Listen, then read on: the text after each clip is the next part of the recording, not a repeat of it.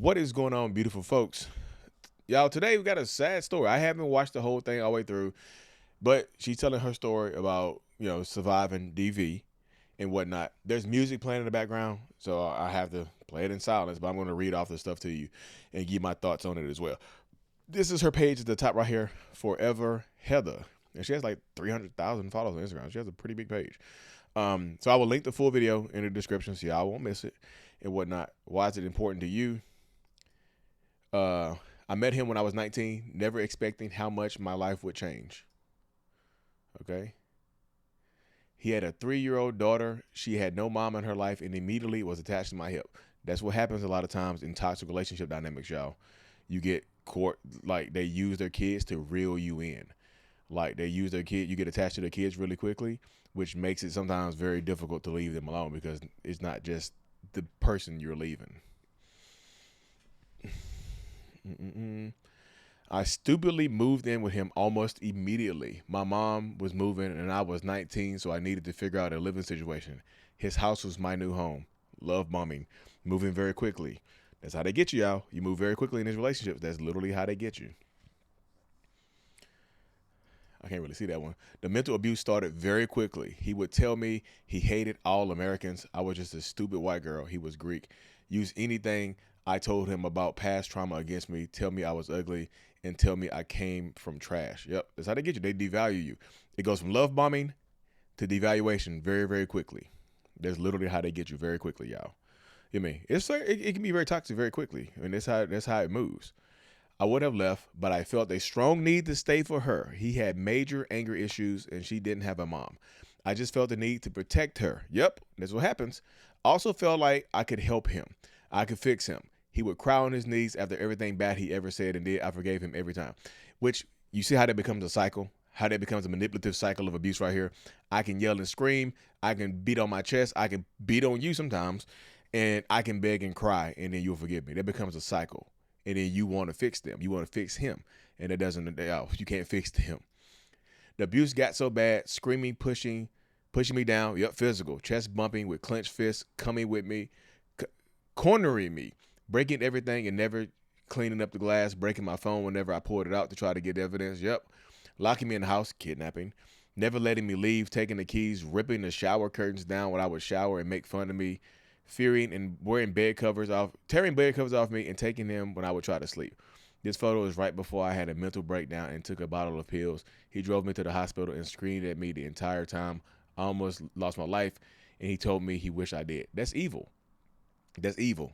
But this is manipulative. This is domestic violence. This is like emotional abuse as well. Oh no. Oh no. I felt defeated. I had nowhere to go. I was stuck. Some part of me still thought I could fix him. I stayed. I got pregnant. Yep. Yeah. Whew. And now it's going to get even harder to leave because now you got your own baby. He became a major alcoholic. That's when he would lash out. He drugged me outside while I was fully exposed. Spit on me, slapped me, but this is when things started to get bad to Jordan too. I think Jordan's the girl or Jordan's the daughter. Oh goodness. I knew I had to leave. I started working, trying to save money, but he would get mad at me and make me quit. Yep, they want to isolate you. They want to financially, like it's not just domestic violence. Domestic violence includes the financial abuse and the mental abuse that goes along with it. People hear domestic violence and automatically think hitting, punching, kicking, unaliving. It also includes the financial part of it where they financially deprive you of resources as well. So they don't want you to work. We only had one car at a time. I was completely trapped. Yep. And then you have a baby bomb. So now it's very hard to leave. Now they'll take you to court and fight you back and forth through the court and whatnot. Oh no, another one? Whew. Y'all, I haven't seen this story. I haven't read it all the way through. That's why I just like, y'all get my general reaction too. Baby number 2 with him. Not playing. The night before I went into labor, our dog was sprayed by a skunk and our AC went out. Oh no, I had to rush to the hospital in the middle of the eating dinner. I was in the hospital for longer than expected and came home to our couches having skunk spray all over them, a hot home, flies everywhere, and literal maggots in the sink for him throwing all the food in the sink and leaving it for me to clean when I got home. Look at these evil, manipulative bastards. But yeah, this again, so this is part of this can sometimes be part of the trad wife stuff. Well, they pay the bills, so they feel like you have to do every single thing around the house, and they will not help you. No matter if you just had a baby, No matter if you got a broken leg, you better wheelchair your ass into the kitchen or put the crutches, put some crutches and get in that kitchen and clean that shit up, maggots and stuff like that, and then he'll be angry at you for not cleaning it up. This is what a lot of these red pill people. This is the life they expect you to have right here, and they expect you to tolerate it and hide this shit from the kids. They want you to hide this stuff from the kids, right? You know what I mean? I was scrubbing everything while also taking care of my newborn baby and 2 kids. He was screaming at me, calling me a B and ugly. So drunk. I left. I packed our bags and went to my mom's house with our 3 kids. Oh goodness. Oh, so she took his kid too. You remember he had a baby before she got there.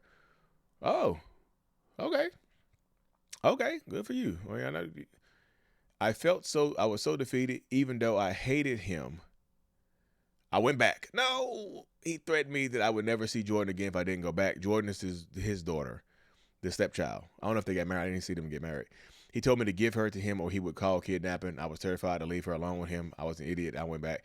Again, this is how they get you attached to the kids. You want to protect the kids, so you become like a human shield for the children in these domestic violence situations. It's very tough, y'all. It's very tough. I know people just leave and don't go back. You got to forget his daughter, and you got to forget everything. It's easier said than done. I couldn't risk losing her. We weren't married. Oh, so I just asked you a question. Were they married? Nope. I thought I had no rights. I wasn't even technically her stepmom. That's how they get you. I'm just telling you. The fights got so bad at this point, I was scared to even call the cops because I called when I was 9 months pregnant before, and I was the one that went to jail because he had nail marks on his neck from me pushing him off of me. Yep.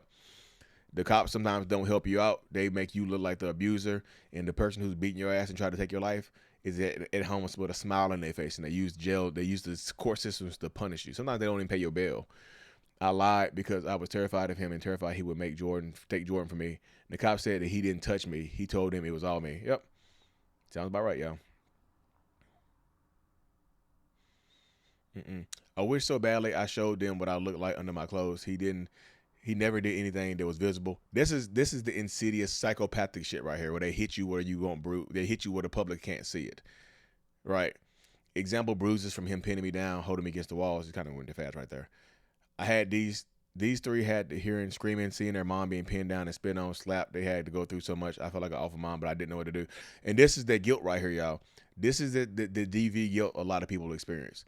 Male, female, whoever you are in this situation. I know this is her story, but any type of victim in this situation feels their guilt about allowing the kids to see what they're going through, allowing the kids to hear it, and you feel like you're helpless and you feel like you should have left, and you open your kids' eyes to this trauma and abuse while you simultaneously try to protect them. Y'all see how confusing that mind can be right there. Just leave, and then you'll be back in and out of court. Sometimes because she has those charges, sometimes they'll give him custody of the kids. Because she has charges against her for domestic. She got charges. He don't. You see? And this is I'm not victim blaming y'all. I'm just giving y'all a mindset. This is what happens sometimes when you protect your abuser. You look like the abuser, and sometimes you set yourself up later on. Like, you don't tell people what you're going through because you're afraid, whatever the situation may be, and then they use that to their advantage. You never called the police on me, and when you did, you went to jail. You got charges, so I'm in control. And sometimes they will give your kids to the abuser, and they will make you go crazy. I started nannying and doing photography to make income that I could lie about so I could actually save. Good job. His parents moved to Greece and gave us their van, so I finally had a car of my own. Good. See, making a plan. Good for you. This is hard to read, y'all. I should have put a trigger on her. This is hard for me to read. I'm getting angry. I get angry. He made me feel like everybody hated me and I was worthless. This is what they'll do. Devaluation. This is when I started to leave. She got a smile on her face. Sometimes you smile through the pain. But he proposed as I find.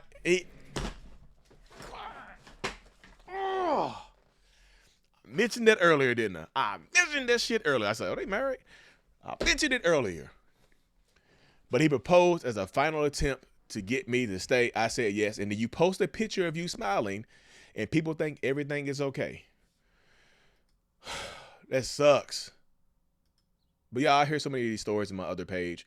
And I do a lot of one-on-one coaching with victims of domestic violence, helping them escape and helping them rationalize what, talking about, I have a personality disorder. I immediately took it back. I got a 3rd shift job in a factory. I didn't have help with the kids, so it was the only way I could leave at the time. While he worked, I would stay home with the kids. When he got home, I would take the kids, basically live out of my car. When it was bedtime, I could bring them to the house and lay down. Oh, good job. And I would go to my job, repeat, so I could save money. Sometimes you can't leave immediately, y'all. Sometimes your escape plan takes a while, right? Sometimes your plan of escape takes a while. A family member let me stay at their apartment for a little while, but that made him so mad, so he stopped letting me have Jordan. See, there he goes with this. This is a clear example, y'all. He don't give a fuck about Jordan. He uses Jordan as leverage because he knows that she cares about Jordan. That's evil. I met Justin. He was going through something similar in a much different way. Obviously, we helped each other. We moved quickly. It was a bad idea at the time, but I'm so glad I took that risk. Fell in love, saved each other. He was placed in our lives for a reason and shows us what a real man looks like every day. Oh, she found new love quick. What she said was a bad idea at the time. We see what happened last time you moved fast. He saw I was moving on, so he let me see Jordan and try slithering back in. Yep. When they see you escaping, when they see you ready to leave, they'll do grand gestures. Here's Jordan. Here's a ring. Can we do this together again? Jordan started staying with us a lot, but any chance he got, he would demand her back. Like Jordan, like, yo, this is going on for a while. Jordan looked pretty grown. She was with us most of the time, but when she was with him, she would call me bawling and crying. See, I showed up so many times to him so drunk and having partied at his house. She was there. He started treating me exactly how he treated you. He took his anger up about you on me. This is a little girl saying this, y'all. You see how this is what a lot of kids experience in these traumatic domestic violence situations? They experience arrested development where they have to grow up faster than what they're supposed to. So she is understanding this at such a young age, saying, hey, he's doing to you what he did. He's doing to me what he did to you. You left. Now I'm the victim of his abuse. Now I'm more of a victim. But shows you that, you know, the original poster, Heather, was a human shield. She was a shield for the kids. I called CPS multiple times and constantly called cops. He got sick of it and started letting her stay with us full time. Good job, girl. Hey, get Jordan out of there. Please let Jordan be out of there for good. We're a big, happy family, but still I had no rights and he would threaten us constantly. Jordan is getting old. Like, yeah, look how old Jordan is. Goodness. He broke into our home, and that's when I went to the courthouse and asked what I needed to do to get her away from him completely. I filed emergency temporary guardianship papers, an ex parte order. It worked, and I got her immediately. Wow. Wow. Good for you. Still constant battles, but leaving was the best decision I ever made. Good for you. Getting Jordan out of there. Hey. I got chill bumps, y'all. I got chill, but look, I literally got chill bumps in my arm right now. Like, literally got chill bumps. Good for you, girl. Like, oh my God. That's a powerful ass story. DV Advocate. Y'all see her page right here, Forever Heather. Y'all need to check it out.